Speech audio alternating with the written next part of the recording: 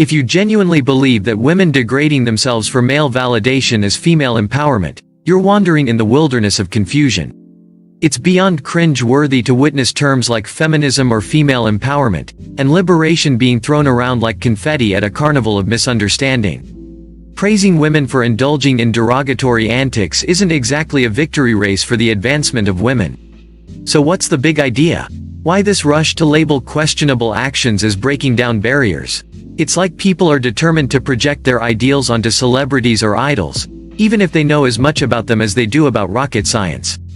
If your idea of empowerment involves slapping a label on actions that, at best, question the concept of female strength, it's time for a reality check. And before we go further into this foolishness, let me extend a warm welcome to all of you. Let's dive straight into the heart of the matter because, frankly, there's no room for sugar-coated illusions here. Fans nowadays are wild for applauding women who go all out with revealing outfits as if it's some empowering, groundbreaking, norm-breaking, or girl boss moment. Seriously, is this something to cheer about? Is it genuinely positive? All it seems to be doing is normalizing the objectification of women, turning them into mere tools for sexual pleasure. Embracing these negatives won't magically turn them into positives. Let's get one thing straight: artists and idols dive into certain antics for the sake of entertainment. Sure, society is getting more sexualized, but that doesn't mean these artists are revolutionary icons. Particularly in South Korea, where certain behaviors go against the norms, these idols are often given a persona by their companies. It's not always about rebellion, sometimes it's just personal gain. International fans often project their standards onto these idols, believing they represent women worldwide. Then they're shocked when these idols do something unethical, as if they've shattered some girl boss image. The truth is, these fans are having a mental breakdown for no reason. Why? Because they don't really know these people. Idols are in the business of entertainment. They're playing a character, a persona, distinct from their real personalities. There's this misguided notion that female idols flaunting their autonomy are being rebellious or representing women globally. Well, sorry to burst your bubble, they're not. Fans act betrayed when these idols deviate from their standards and morals. But here's the thing, they never claim to be feminists or crusaders for female empowerment. It's like watching an actor play a role assigned to them. Does that mean the character they're portraying is an exact replica of who they are in real life? No. Fans need to grasp the difference between the personas these idols play and their authentic selves. So, before having a meltdown over perceived betrayal, remember, it's just entertainment, not a manifesto for societal change. Sexualization will never be empowering for women, it will never make women more desirable. It's all for the male gaze. After all, the goal of creating girl groups in the first place was for the male audience. Let's not forget that. Female empowerment should be something positive for women. It's all about promoting the rights, opportunities, and autonomy of women, enabling them to pursue their goals, make choices, and participate fully in social, economic, and political spheres. The accomplishments of female idols should not be based on shallow things, but on their hard work, skills, intelligence, and success.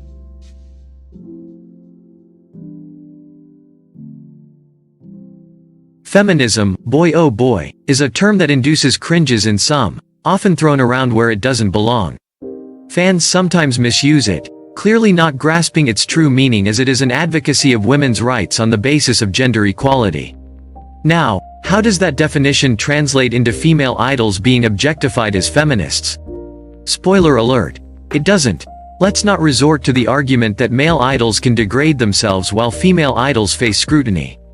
Yes, there are double standards, but why on earth do you think sinking to low-life, degenerate levels would rectify that?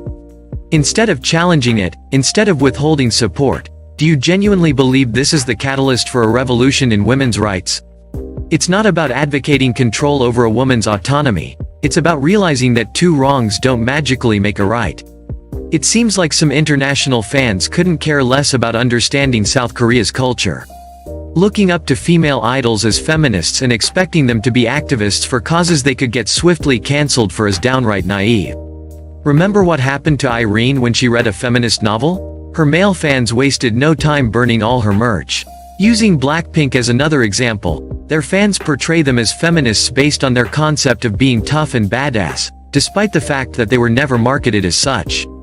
When Blackpink was exposed for being pick-me girls because of their music, their fans blamed them and YG Entertainment for going against their feminist image.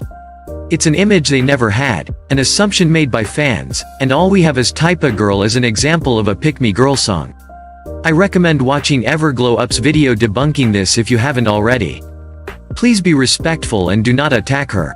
Back to the point, the clownery doesn't stop there.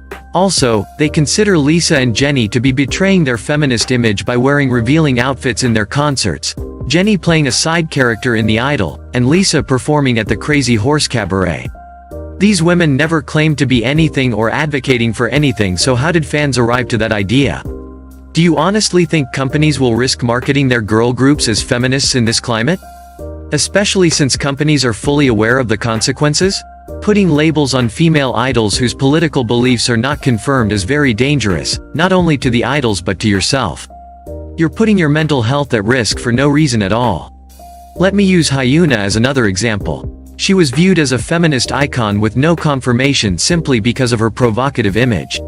Only for fans to get disappointed when they found out that she's dating a bystander of the Burning Sun scandal.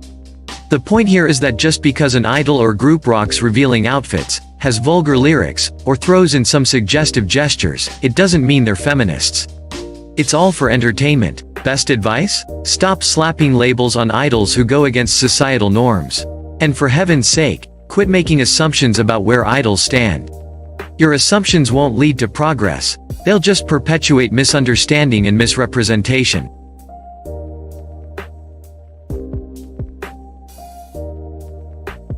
Being sexy and diving into vulgarity are not cut from the same cloth. Ladies have every right to embrace their sexiness, and when done right, it can be downright empowering. But let's not confuse sexiness with the train wreck that is vulgarity. Vulgarity is the one-way ticket to making women look desperate, cheap, and about as desirable as a wilted cabbage in the garbage bin. It's the fastest track to paint a picture of someone who's not only missed the train of self-respect but also burned the tracks behind them. See, when a woman owns her sexiness, struts with confidence, and exudes that magnetic allure, it's a sight to behold. That's the kind of empowerment that'll have heads turning, not in shock or disgust, but in admiration. It's about embracing one's sensuality, not flinging it around like a professional corn star. On the flip side, vulgarity, that's the sad, cringe-worthy spectacle that leaves everyone in the room desperately searching for the nearest exit. It's the difference between a confident, charismatic queen and someone who's lost their map to dignity. It is the neon sign screaming, "I've given up on any ounce of class or self-respect to get male validation out of desperation." It's the shortcut to being labeled as the hot mess, rather than the sophisticated, empowered woman you could be. So, ladies, if you're navigating the fine line between sexy and vulgar, here's a tip. Think twice before taking that detour into tasteless territory. Being sexy is a statement. Vulgarity, on the other hand, is just a cry for attention from the wrong crowd. Choose wisely, because the world doesn't need more desperate cliches. It needs empowered women who redefine the game. It would be great if fans could separate politics from entertainment. As long as they are not doing anything offensive or unethical, female idols don't need to fit into your ideals to be entertaining. Feminism needs to be understood more and stopped being thrown around at random at women who are heavily objectified. Despite the fact that I am not an expert in this field, I know that the view of female empowerment or feminism is heavily flawed. I appreciate you watching my video. Please let me know your thoughts or criticism in the comments. It would be greatly appreciated. I would also appreciate it if you subscribe to my channel and click that like button. Next time, I look forward to seeing you. Bye.